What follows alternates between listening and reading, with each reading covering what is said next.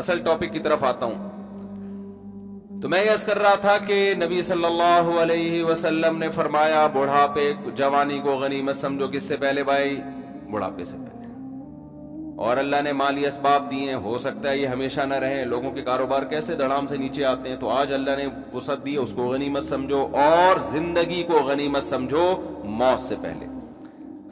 اب غنیمت سمجھنے کا مطلب کیا ہے؟ سارے موٹیویشنل اسپیکرز یہی بات کرتے ہیں کہ اپنے ٹائم کو آپ کیا کریں, سیو کریں, اور ٹائم ویسٹنگ بری چیز ہے اور وغیرہ وغیرہ. لیکن ایک بڑا ٹیکنیکل فالٹ ان کی دعوت میں یہ ہوتا ہے کہ یہ ٹائم ویسٹنگ کی ڈیفینیشن اللہ سے نہیں پوچھتے کہ اللہ کی نظر میں وقت ضائع کرنا کسے کہتے ہیں, اور انسانوں کی نظر میں وقت ضائع کرنا کسے کہتے ہیں. ایک آدمی زنا کر رہا ہے ٹینشن سے بچنے کے لیے, یہ ٹائم ویسٹ کر رہا ہے اللہ کی نظر میں. موٹیویشنل جو مذہب کو نہیں مانتے ان کی نظر میں یہ ٹائم ویسٹنگ نہیں بلکہ ریلیکس ہو رہا ہے. تو آپ جب کسی ریاست میں ہو, خدا کا قانون ہے نا, تو آپ کچھ بھی کر لو, آپ کامیاب اسی صورت میں ہو خدا راضی ہے آپ سے. کتنا آسان کر دیا نا اسلام نے, ہے بھائی. کامیاب کون ہے بھائی؟ جس کا اللہ راضی ہے, ختم. ناکام کون ہے؟ جس کا اللہ راضی نہیں ہے. اب ایک ہدف بنانا آسان ہو گیا کہ نہیں ہو گیا؟ اور جو کافر ہے نا, یہ کلابازیاں کھاتے رہتے ہیں ساری زندگی, یہ سوچتے رہتے ہیں کہ ہم کیوں ہیں. آپ نے دیکھا ہوگا اکثر ان کی جو ڈیبیٹ ہوتی ہے نا, اس میں یہ بحث اٹھائی جاتی ہے, ہم ہیں کیوں, ہم ہیں کیوں, ہماری منزل کیا ہے. تو اس پہ ان کی بحث ہوتی ہے.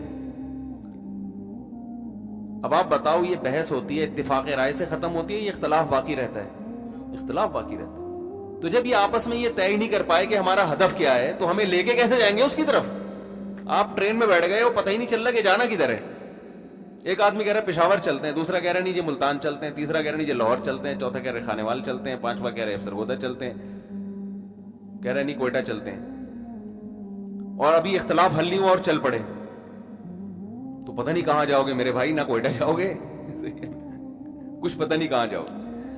مسلمان کا مسئلہ اللہ نے 2 منٹ میں حل کر دیا کہ تمہیں پیدا کیوں کیا بھائی؟ اللہ کو راضی کرنے کے لیے. جو کام اللہ کہہ رہے کر لو, جس سے روک رہے رک جاؤ بس. اور 3 درجات بتا دیے کہ دیکھو 3 قسم کے لوگ ہوتے ہیں مارکیٹ میں. 3 قسم کی پبلک پائی جاتی ہے. ایک ہے اصحاب الیمین, یعنی کامیابی کے بھی 3 درجات ہیں نا. ایک تو وہ ہیں جو ناکام لوگ ہیں, ایک وہ ہیں جو کامیاب ہیں, ایک وہ ہیں جو کامیابی میں بھی کامل ہیں. جیسے ہوتے ہیں نا جو ہم جسے کہتے ہیں کہ اے کیٹیگری کے لوگ, اور کچھ بی کیٹیگری کے ہوتے ہیں, کچھ ہوتے ہیں سی. ہم نے جب میٹرک کیا تو اے بی سی ڈی ای پتہ نہیں کون کون سے گریڈ تھے, اب پتہ نہیں وہ سسٹم ہے یا نہیں ہے. تو ایف سے بھی پاس ہو رہے ہوتے تھے لوگ.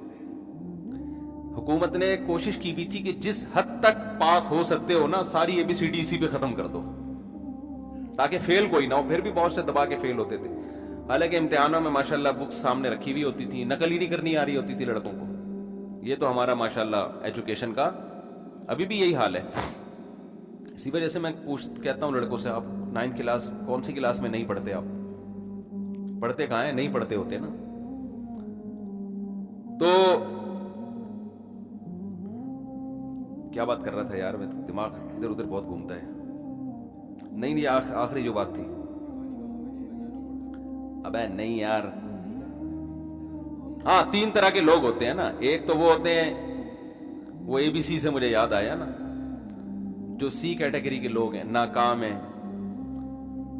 اور ایک وہ ہیں جو بی کیٹیگری کے ہیں, کامیاب ہیں. اور ایک وہ ہیں جو اے ہیں, ایک اے کیٹیگری کے جو کامیابی کے بھی سب سے اعلی مقام پر ہیں. اللہ میاں نے بتا دیا بھائی, کچھ لوگ ایسے ہیں جو گناہوں میں پڑے ہوئے ہیں, خدا نے کہہ دیا یہ مت کرو, وہ پھر بھی کر رہے ہیں. آپ کی زندگی اگر ایسے گزر جائے نا, آپ صرف فرائض اور واجبات پورے کر لیں اور کچھ بھی نہ کریں, تو اللہ کی نظر میں آپ کامیاب ہیں بس. जिस चीज को अल्लाह ने कह दिया तुम पे फर्ज है कर लो, जिस चीज को कह दिया कि नहीं करो उससे बच गए। बस ये है पहला स्टेप कामयाबी का। आखिरत के अजाब से बच जाएंगे, दुनिया में भी अल्लाह पाकीज़ा जिंदगी देगा। अल्लाह का वादा है फलनुहयियन्नहु हयातन तय्यिबा। तय्यिबा का मतलब सिर्फ पाकीज़ा नहीं, अट्रैक्टिव। आपको अपनी जिंदगी में सुकून महसूस होगा, मजे की जिंदगी गुजरेगी। सिर्फ इतना कर लो। और जिन चीजों से बचने का हुक्म दिया ना, उसमें भी अल्लाह कहता है जो बड़े बड़े गुनाह उनको छोड़ दो, छोटे मोटे माफ कर दूंगा मैं। और आसान कर दिया, लो भाई।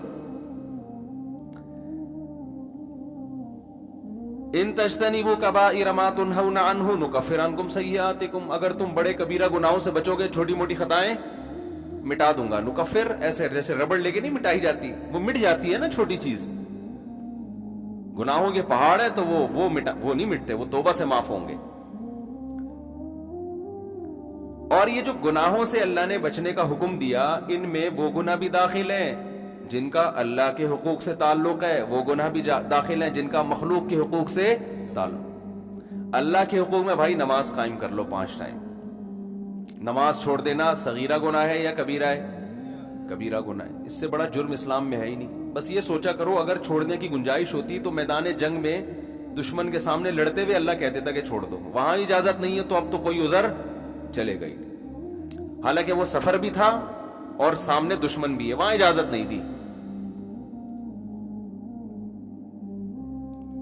तो पहला काम अल्लाह मियां ने कहा कि नमाज कज़ा मत करो। दूसरा रमजान के रोजे जो अल्लाह के हुकूक में है, सॉरी इससे पहले ज़कात है। तीसरा रमजान के रोजे। चौथा जिंदगी में एक मर्तबा हज। इसी तरह अल्लाह के हुकूक में यह भी दाखिल है कि अल्लाह की तगयीर न की जाए, जिस डिजाइन में अल्लाह ने पैदा किया है ना उसको तब्दील ना किया जाए। तब्दीली बड़ी नौयत की होगी तो बड़ा जुर्म है। मिसाल के तौर पर आजकल जो अपनी जिन्स को तब्दील कर रहे हैं, ये बड़ी नौयत की, बहुत बड़ी नौयत की तब्दीली है ना। मर्द पैदा किया और आप क्या बन रहे हैं? औरत। हदीस में इस पे साफ लानत है। लानल्लाहुल मुखन्नसता मिनर रिजाल,